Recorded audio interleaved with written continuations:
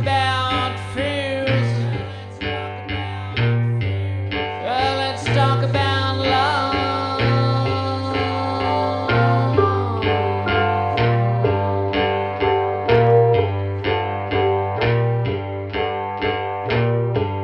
Yeah, I got fears, but I ain't got no love. All right, good morning from Pennsylvania, where it's a little chilly, more like typical fall weather though, and it's nice and warm down here thanks to my wood stove. Hence, I can break out the sleeveless shirt once again. Now, I wasn't sure if I was going to do any more videos on these Idaho murders, but the more questions I get, I feel almost obligated, to answer some of these questions. I remember when I first was starting out in law enforcement and true crime, I took the job because I had a passion for it. I never wanted to be a cop. I always just wanted to be a detective. And I reached out to certain people on my way up, and some people were a little bit nicer than others, let's say. And I'm a person, and it's certainly a fault that I don't forgive and I don't forget. So when I feel I'm slighted, and I don't care who it's by, I'm done with them and I move on. But I learned from that experience, and that is to give your fans, all of you, what they want. Like Elvis said, the fans can have the shirt off my back because they put it there. And although not nearly on the same level as the king, I do subscribe to that way of thinking. Therefore, I wanted to do a short video today about something that has come up, and that is about targeting. And what does targeting mean? And I want to talk about what the spokesperson for the, I believe it's going to be the Idaho State Police and not Moscow department, but it could be, and what his statement about this crime scene tells me. Now again, none of this stuff is foolproof, and none of it is 1000%. There's a little bit of guesswork in it, and I hate to do that. And you'll see what I mean when I talk about what they just recently put out. So what is targeting? If an individual is targeted, it's self-explanatory. The offender, that is his goal. That is his mission, to eliminate that person. Now, here you have a quadruple homicide. You can still have targeting. Now, you're going to ask me, now how? How if all four were dead? Well, because you don't know what happened inside that home. It could certainly be that one of the individuals in there was targeted. Let's say the guy, Ethan. Let's say he was targeted. And let's just say that because he was the only male there. I don't believe this, but I'm just saying. Let's say he was targeted. Well, why are the others dead? Well, there's so many variables inside there that could have happened. Could have been the last person he found.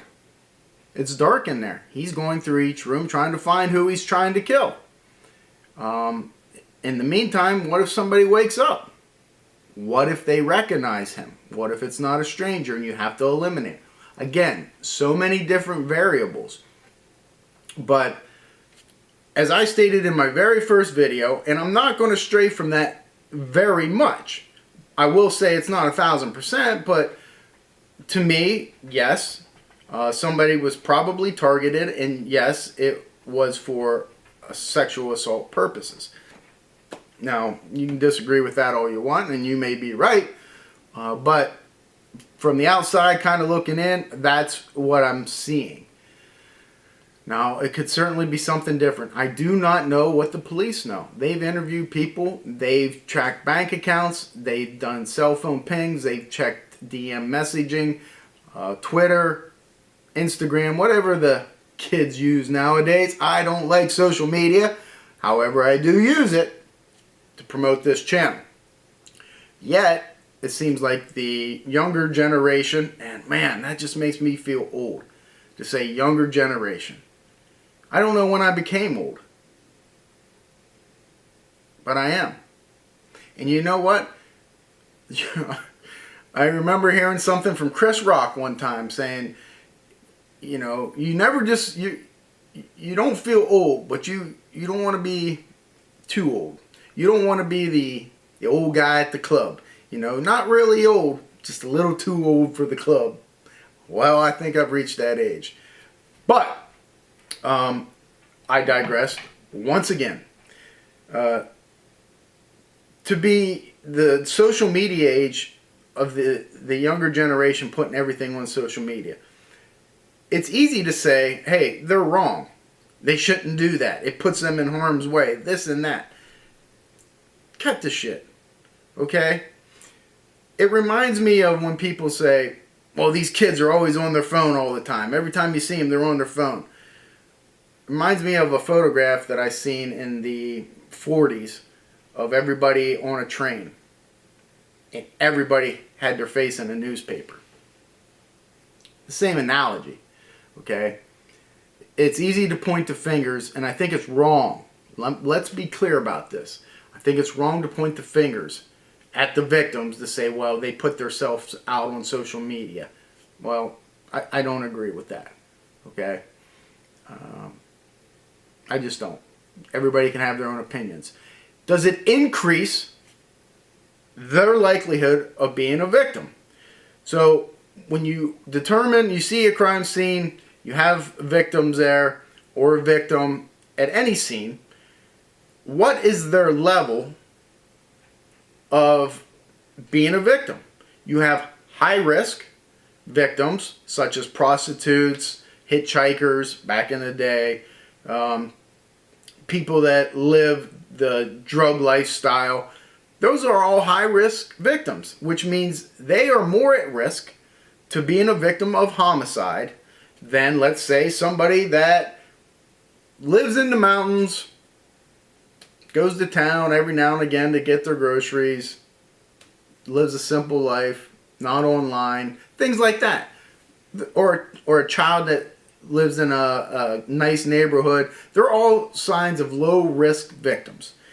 So, when you have a social media presence, when you are attractive, let's say, or put out provocative videos, yes, that will increase your likelihood of being a victim. That's just the way it is. You can be the best person in the world, but when it goes out to everybody, you have to remember the type of offenders that are out there and are viewing this stuff. It raises it. It raises your level of being a victim. You can't say it for sure all the time with everybody, but it certainly doesn't. It doesn't help. Okay. Doesn't mean you have to get rid of your social media profiles, that you're being targeted. It doesn't mean that at all. It just is elevated because more people are out there. It's like this video. It's like my channel. The more people look at it, the bigger it gets, and it attracts more crazy people who leave stupid comments and stupid messages. That's just the way it is. So if you look at it like that, the more you put out there, the more attractive you are, the more risque you are, it grows and you attract more crazy people. Not saying that happened here. I have no idea. Okay? It's certainly possible. Is it probable? Sorry, I needed that coffee this morning. So, when you're being targeted, that just means and it doesn't matter what type of killing it is. Remember, GSR. And yes, gunshot residue. That's how I remember this acronym. Greed, sex, revenge. Now, people want to throw power into there. Well, power comes under greed. I said there are many subcategories. For me to remember, I always just say GSR. Greed, sex, revenge. Power comes under greed.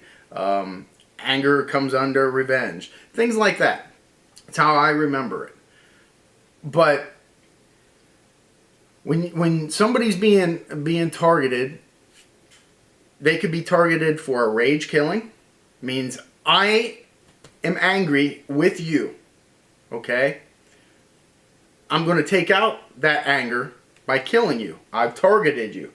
I know who you are. I know where you live. And I'm going to kill you. Targeting for a sexual offender, a sexual fantasy driven homicide is, hey, I'm walking down the street. Whoa, you caught my eye. Or I'm online looking through locals. Oh, there you are. You caught my eye. They're targeted. Okay? Now, in this offender's mind, whatever fantasy is being driven, whether it's, I'm going to make you my girlfriend. You know, in my fantasy, I can come up, I can knock on your door and say, hi, how are you? I'm so-and-so from down the street, and how would you like to go out sometime? In his fantasy-driven mind, she's going to say yes. She could say no. More than likely, she will. And then what happens when the fantasy isn't reality? Or if the fantasy-driven homicide is strictly, hey, murder. I've targeted you. My fantasy is, while you're sleeping, to break into your home, not necessarily sexually assault or rape you. It is to murder you, because that is the satisfaction sexually that I get. The act of murder is the sexual gratification. There is thousands of cases like that. I mean, Ted Bundy is a perfect example. It's not always about the act of sex. The act of murder gives that gratification. And sometimes the use of a penetrating weapon acts as the implement of the penis of the man, if that makes sense. Now, sometimes this won't make sense to us, right? Because we don't think like that. But there are people that do and have. Okay? So, that could be targeted. Again, greed. Let's say one of these people owed people money. Okay, you're my target. You're the one that owes money. So, you got to go. I'm going to send a lesson. Now, I'm not saying that any of this is true. But the crime scene will tell you a lot of that. Now, let's get into that. I want to read the quote that I read this morning from the spokesperson about targeting. When the chief said that the slayings were targeted, and the investigators still believe that now, it didn't appear that there was any forced entry into the residence, said Aaron Snell, communications director for the Idaho State Police. There were survivors of this, and then as well, based on the evidence internally at the scene, that has led detectives to believe and continue to believe that this was a targeted event. Okay, so let's break that down. All right? You can't say that it's a targeted event because there was no forced entry in the house. Okay? But he's saying that's why the chief police, one of the reasons he initially said that this was targeted, and the community has nothing to fear. Somebody could have had the code, door could have been picked, any number of reasons as to why there wasn't forced entry. So you can't say that this was targeted because of that. The survivors. There were survivors of this. That's another reason that they thought this was targeted. You can't say that either. So based on the first two things, you can't come out and say that this was a targeted event and the community is not at risk. You just can't do that. Maybe he didn't know the other two victims were in there. Maybe the victims' doors were locked. Maybe he didn't know the location of where those two other survivors were. Not victims, I'm sorry. Many reasons. So you can't say that it was targeted because he left two survivors. He/she, whatever the offender is. But the third thing that he says makes a lot of sense. As well as the evidence internally at the scene has led detectives to believe it was targeted. Now, that's what we don't know, right? If one of the victims had more stab wounds than the other, could that be that they were targeted? Yes. But I've gone into that. You can't rely that solely. You can't. Again, that could have been the first offender. That could have been the offender that put up the most fight. Therefore, they encounter more stab wounds. Any number of things. You can't base that. The wounds, I'm going to preface this. You can't base the number of stab wounds and say that that person was targeted. Now, listen very carefully to this. If those stab wounds were to a particular part of the anatomy of the female, or male in this case, yes. Now, you can say, hey, we believe that this was a targeted event. Now, what do I mean by that? What if the female had a number of stab wounds in her vagina area, and none of the other ones did? If I was on scene, that would speak to me. Then I would say, hey, guys, I think we have a targeted event here.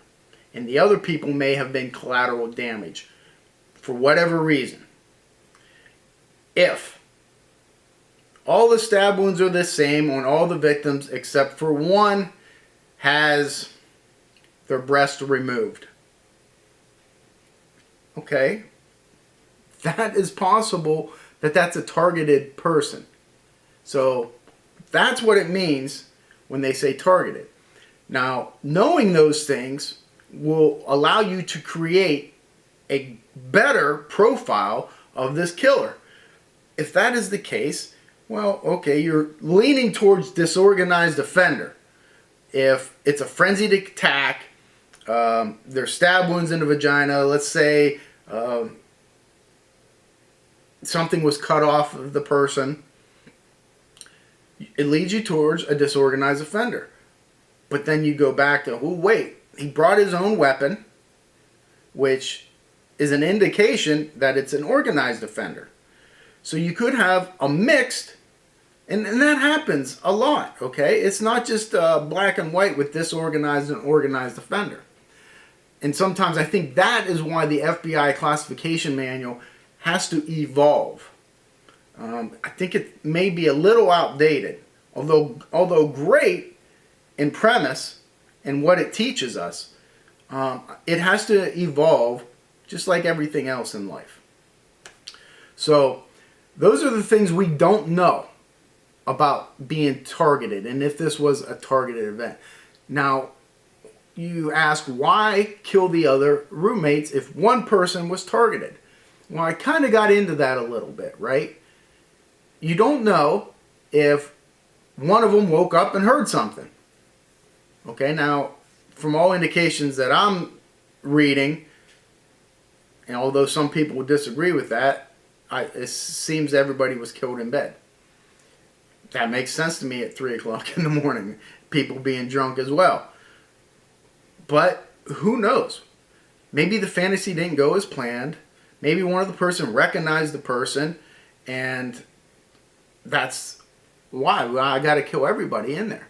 And then you ask, well, why the 2 survivors? Well, maybe he didn't know that the 2 survivors were in there. Or maybe he panicked. Maybe his whole purpose was to go in there and kill one person. The person that he targeted. Yet, while he was in there, it didn't go as planned. He didn't expect to see the male there. He didn't expect to encounter the level of resistance that he may have got.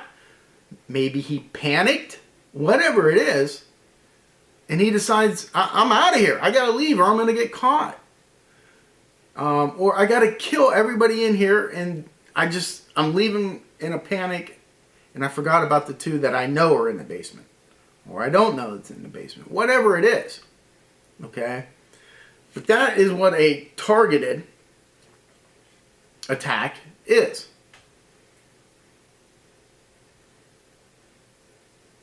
That was a pretty long-winded rant that I just went on, I think.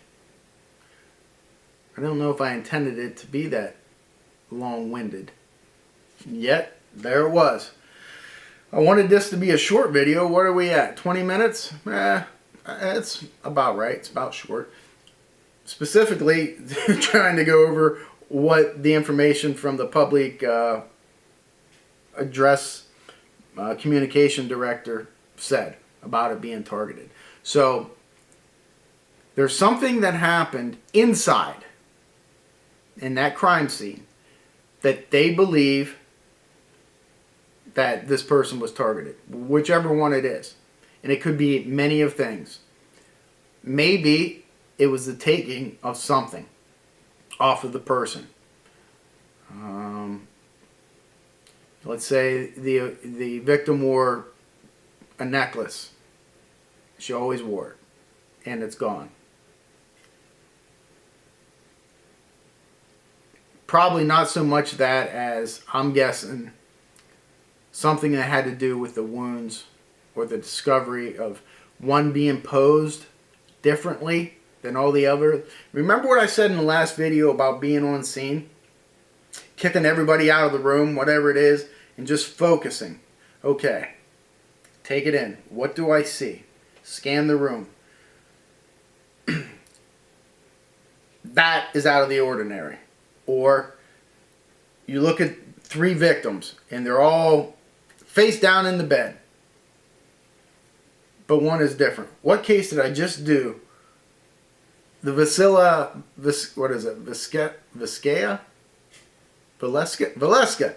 axe murders, where all the victims were killed with an axe and all were in bed, but one was different. What? So 1, 2, 3, 4, I think 6 people dead and all in bed, but one was different. One was pulled halfway down the bed and her legs were propped up and her underwear was removed. Well, what does that tell you right off the bat? To me, that person was targeted. That person is different than everybody else. Now, sure, it could be something completely different. It could be a happenstance. Listen, it's a burglary, and I killed everybody in here to take whatever is worthwhile taking. And while I'm here, I'm going to mess around with this body. That is 1% out of 99. Okay? So if you go by statistics or the possibility versus probability, you can determine, hey, this person was targeted. So if that had happened in this crime scene with the Idaho college students, and all 4 are found, 3 of them out of the 4 are found the same way, and one is different. Let's say her undergarments are removed. Now it's hard to tell, maybe she slept that way. Victimology sometimes will tell you that. But let's say, like in the Ketty murders, let's say the underwear is removed and shoved in the person's mouth.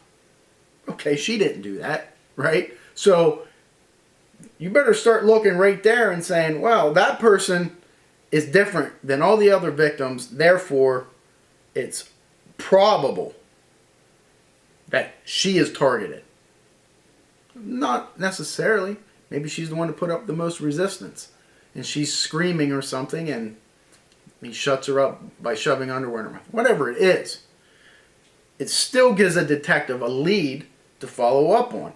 Okay, now I'm going to focus in on her background, her social circle a little bit more and find out why she's targeted. And then you can find out whether she's targeted through revenge and greed because she owed money to somebody, and you can tell that by her bank accounts or whatever it is, or by her social media account that she's targeted for a sexual assault and a fantasy-driven offender. Then you can start narrowing it down. And the whole goal is to deduce it from possibilities to probabilities. There's my rant for the day. Something in that crime scene told the detectives that she was targeted. One of them was targeted. Could have been he. But it cannot be the no forced injury, and it cannot be that the survivors were there. Okay? It can't be those two things. But I understand they're saying those three things led detectives to believe that they were targeted. But the key one out of those three is the crime scene, something inside there telling them that they were targeted. And I gave you all the reasons as to what it could be. Okay? So I hope that helps you all with your questions. I think I'm going to do a question and answer period again. I did one earlier and you guys seemed to like that. So maybe I'll go look through your comments again and answer your questions. Do a video about it. Hopefully this helps somebody. As always, thoughts, prayers with the victims, victims' families, victims' friends. I was reached out by one of the people that knew one of the victims, and they're going through a very traumatic time, as you can imagine. So, number one for me, always, first and foremost, always be them. So my hearts and prayers and thoughts, I can't say enough. And I hope this gets solved. Let's give police time, okay? And don't jump on it and say, well, it's been 10 days, that's enough times. Sometimes it's not enough, okay? There's a lot of things. Remember, working it backwards. From trial forward, okay? So, have faith. That's all you can do is believe. And do not spread misinformation. And do not ruin people's lives by pointing fingers at them and saying they did it when you don't know. Okay? That's my rant for today. Hey, as always, Mains out.